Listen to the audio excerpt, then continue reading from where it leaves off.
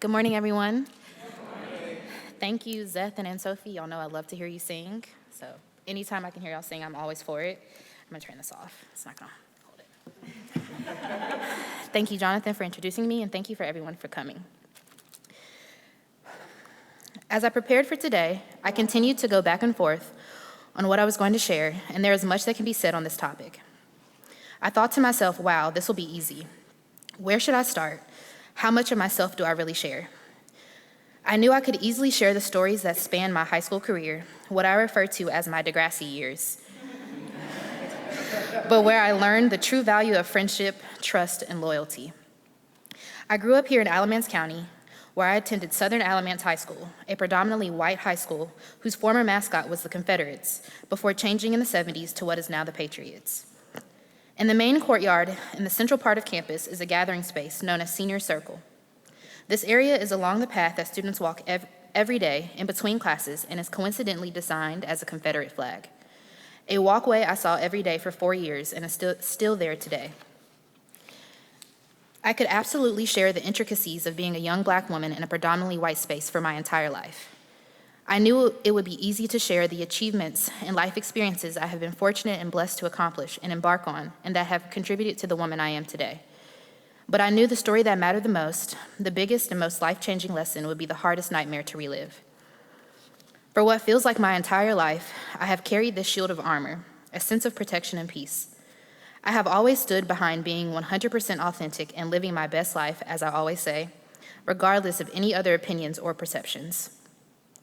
As a woman of faith, I believe that everything happens for a reason, and one of my favorite sayings is, if your path is difficult, then your purpose is bigger than you know. So this morning I will share with you the beginning of my journey and what started me on this path, a story of loss and resiliency.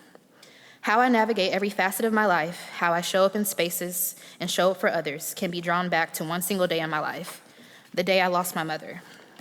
A loss that broke my soul and undeniably shaped who I am to the core of my being. To preference, this story is one I have shared with very few people in my life and still struggle to say out loud. But it is crucial that I start from the beginning and where it all began. To truly know me, you must first understand what made me who I am today. The single most impactful moment in my life, a distant memory yet vividly ingrained in my mind. 2 weeks ago was the 23rd anniversary of my mother's passing, a day that will forever seep through as the day I lost the love of my life but gained my forever angel. On February 5th, 2001, little did I know that would be the last morning I would hear my mother's voice. What started as a regular day off to kindergarten, my mother dropped me off at school on a Monday morning and said she would see me later when she picked me up after school. That afternoon, I stood waiting outside to be picked up. As she had said to me that same morning, but as time slowly passed, she never came. My teacher, Miss Kelly, gave her a call, but there was no answer. So then she called my aunt, as she was the emergency contact, to come pick me up. My aunt arrived at the school and drove me home to my mother.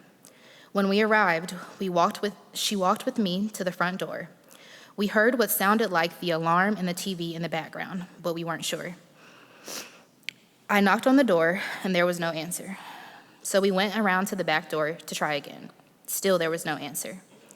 I went back to the front door and gave one more knock. I waited there on the front steps, hoping she would come, but she never answered the door. At this time, I could feel something was off. I sat back in my aunt's car, and she told me to call my mother and leave a message, so I did just that. My aunt then called my uncle, who told her to call 911. My aunt called 911, and within 3 minutes, the fire truck, ambulance, and police had arrived. Unfolding right in front of me, I watched as my world erupted. The police knocked on the door once more, and still my mother never answered. It was then the decision was made to knock down the door. When they walked in, there my mother was, lying on the living room floor in her same clothes she was wearing that morning. My mother's heart had stopped due to cardiac failure. And in that moment, everything changed. My greatest fear became my reality, and I had lost my greatest love. Sorry, need a little tissue.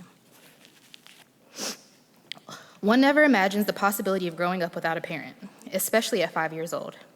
Following her death, and for the last 23 years, everything I have ever sought out to accomplish has been in my mother's honor. I mastered the art of resiliency. I learned to channel the anger and sorrow I felt at a young age into joy and perseverance. I hoped to embody my mother's greatest hopes and dreams. And I did just that with my first greatest accomplishment after her passing. I was the youngest in the state to receive their black belt at the age of 9. This was something I knew she would have been incredibly proud to see, as it was her idea to put me in karate lessons when I was just 4.5 years old. And with every new achievement I have earned, her presence has been felt, shining her light through me, whether during my greatest accomplishments or in my darkest hours. With every year that passes, I have moved with a sense of purpose that has carried me on this journey. I have learned at an early age life is never promised, and to cherish those who matter most. After the loss of my mother, I became a very independent child, but knew the importance of being vulnerable enough to lean on others. To know me is to know a warrior, one who is courageous and resilient above all else, and a passion to serve others and help their light shine. I never would have imagined that the little karate-chopping Simone would grow up to work in higher ed or education, period. If you would have asked me 6 years ago, as a college student preparing for life after Elon, what I wanted to do, I know for a fact teaching elementary-age kids and being back at Elon would not have been the responses. Nonetheless, I am grateful I found my way on this path. It wasn't by mistake, as God never makes mistakes, but He knew what my soul needed before I could even conceptualize what the future may hold. My future is still being written. However, I know my purpose, if nothing else, is to be of service, to serve my family and friends, to serve my community, and to serve my students. I do it for those who can't, those who deserve to have their light shine bright for all to see. I have strived to exude a sense of passion and bravery, a love that is tender and kind towards others. I often remind myself, everyone deserves to have someone in their corner, someone who is unwavering in their pursuits and willing to stand and let their voice be heard for them when they cannot. My hope is that I will exemplify my mother's radiance in my walk and in my work. So who is Simone Royal, some may ask? That is a simple question, yet very complex. I am fearless. I am a product of those who have unconditionally poured into me. I am my mother's legacy, her wildest dreams come true, and a story that is still to be written in the stars. Thank you.